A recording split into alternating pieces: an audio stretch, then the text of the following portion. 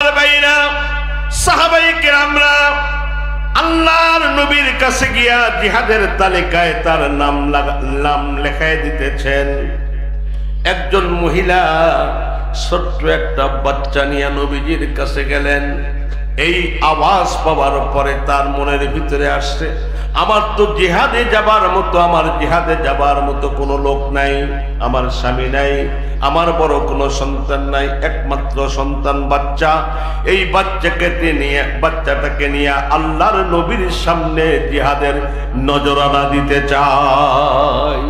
কেমন মা তার কলিজার টুকরা দুধের সন্তানকে নিয়ে আল্লাহ নবীর কাছে গিয়ে যখন বললেন, আল্লাহর নবী, সাহাবায়ে কেরামরা মনে করছে মহিলা কোনো ভিক্ষার জন্য এসেছে, কিন্তু না না, মহিলা ভিক্ষার জন্য যায় নাই। মহিলা আল্লাহর নবীর কাছে গিয়ে তার ওই শিশু বাচ্চাটাকে নবীজির কাছে পেশ করবেন। ইয়া রাসূলুল্লাহ, আপনি যখন আযান দেওয়াছেন হাইয়া আলাল জিহাদ, জিহাদের জন্য আসো, এই আওয়াজটা আমি শোনার পরে আমার জিহাদে দিবার মতো কিছুই নাই, স্বামীও নাই, আমার বড় কোনো সন্তানও নাই, আমার এই একটাই মাত্র সন্তান।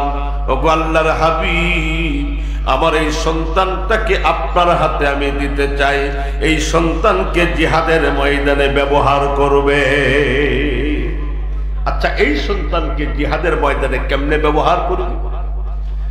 যে কে কোলে কাকে নিয়ে থাকবে সে তো জিহাদের ময়দানে অকর্ম হয়ে যাবে, কি বলেন ঠিক কিনা?